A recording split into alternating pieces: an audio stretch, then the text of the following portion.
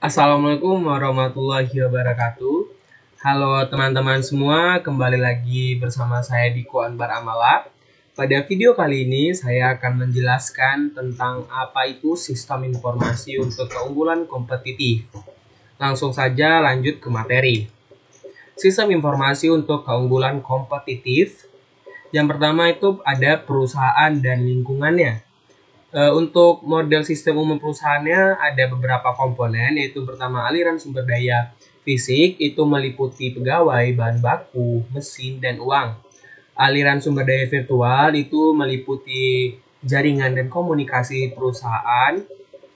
Selanjutnya lingkungan umpan balik atau feedback, meliputi standar kinerja yang harus dipenuhi oleh sebuah perusahaan jika ingin mencapai tujuannya secara keseluruhan. Terus manajemen perusahaan dan pemrosesan informasi yang mengubah dari data menjadi sebuah informasi. Lanjut ada perusahaan di dalam lingkungan, meliputi organisasi dan individu yang berada di luar perusahaan dan memiliki pengaruh langsung maupun tidak langsung atas perusahaan tersebut. Selanjutnya ada aliran sumber daya lingkungan. Terdapat 8 unsur, yaitu pertama ada pemasok, yang kedua serikat pekerja, yang ketiga ada pemegang saham dan pemilik, keempat ada pemerintahan, yang kelima ada pelanggan, yang keenam ada komunitas keuangan, yang ketujuh ada pesaing atau kompetitor, dan kedelapan ada komunitas global. Selanjutnya, mengelola aliran sumber daya fisik, manajemen rantai pemasok. Aktivitas manajemen rantai pemasok terdiri dari 9 macam aktivitas. Yang pertama ada meramalkan permintaan pelanggan, yang kedua membuat jadwal produksi, yang ketiga menyiapkan jaringan transportasi, yang keempat memesan persediaan pengganti dari para pemasok, selanjutnya yang kelima ada menerima persediaan dari pemasok, yang keenam mengelola persediaan bahan mentah, barang dalam proses, dan barang jadi. Selanjutnya ketujuh melakukan produksi, yang kedelapan melakukan transportasi sumber daya kepada pelanggan. Yang kesembilan melacak aliran sumber daya dari pemasok di dalam perusahaan dan kepada pelanggan. Sistem elektronik. Seiring dengan mengalirnya sumber daya melalui rantai pasokan, maka mereka akan dapat dilacak secara elektronik langkah demi langkah.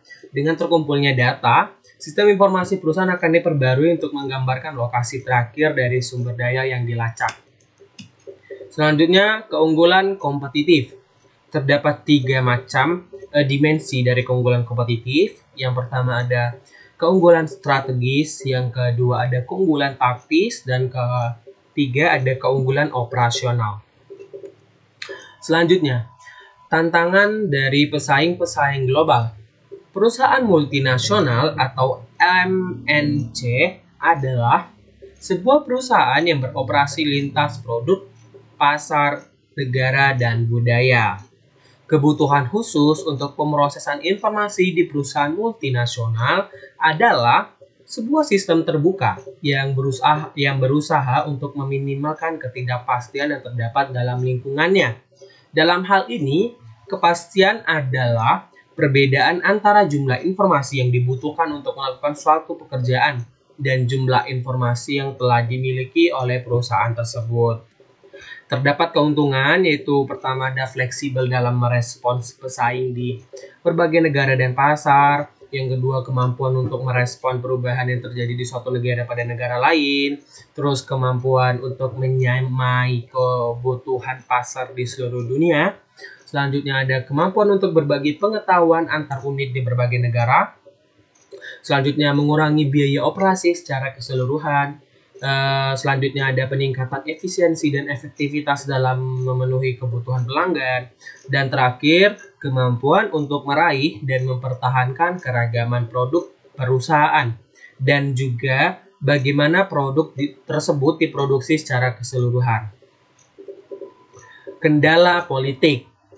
Pemerintahan nasional di suatu negara di mana anak perusahaan tersebut berada dapat menerapkan pembatasan yang menjadikan perusahaan induk mengalami kesulitan untuk memasukkan anak perusahaan tersebut ke dalam jaringan perusahaan induk tersebut.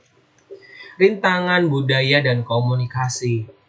Adanya pembatasan pembelian dan peranti keras, selanjutnya ada pembatasan pemrosesan data, selanjutnya ada pembatasan komunikasi dan data.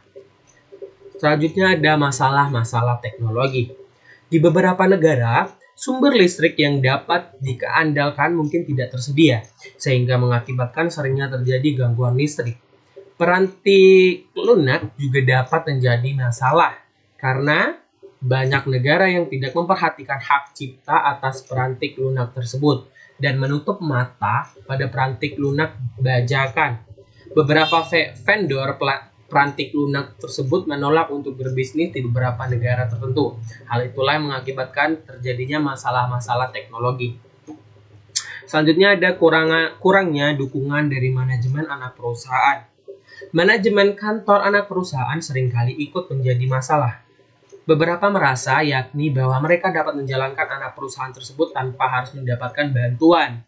Dan mereka juga memandang peraturan yang ditetapkan oleh kantor pusat sebagai suatu hal yang sangat tidak diperlukan. Manajemen pengetahuan. Terdapat 6 komponen, yaitu yang pertama peranti keras komputer dan peranti lunak komputer atau hardware dan software komputer. Selanjutnya ada spesialis informasi. Yang ketiga ada pengguna atau user.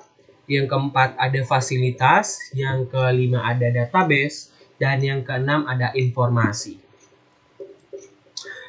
Nah, di dalam informasi tadi terdapat 4 dimensi informasi, yaitu yang memiliki kriteria sebagai berikut.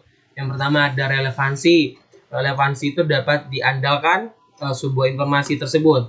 Yang kedua akurasi. Sebuah informasi harus selain dapat diandalkan harus juga akurat. Selanjutnya ada ketepatan waktu. Sebuah informasi harus berdasarkan real time. Selanjutnya ada kelengkapan. Sebuah informasi tersebut harus lengkap, utuh, tanpa ada cacat sedikit pun. Selanjutnya ada perencanaan strategis untuk sumber daya informasi. Perancangan strategis bagi sebuah perusahaan. Nah, ketika sebuah perusahaan tersebut mengorganisasikan para eksekutifnya ke dalam suatu komite eksekutif, biasanya akan bertanggung jawab atas perencanaan strategis bagi keseluruhan perusahaan. Selanjutnya ada rencana strategis untuk area-area bisnis. Nah, istilah yang bagus atau cocok digambarkan untuk menggambarkan aktivitas ini adalah perencanaan strategis untuk sumber daya informasi atau SPIR. Nah, di dalam pendekatan SPIR ini ada pengembangan rencana strategis secara paralel bagi layanan informasi dan perusahaan, sehingga rencanaan perusahaan akan mencerminkan dukungan yang akan diberikan oleh layanan informasi dari perusahaan tersebut. Oke, baik teman-teman, sekian dari paparan materi saya. Apabila banyak salah kata atau berbelit kata, saya mohon maaf. Saya akhiri dengan wassalamualaikum warahmatullahi wabarakatuh. Sampai berjumpa di video selanjutnya. Bye-bye.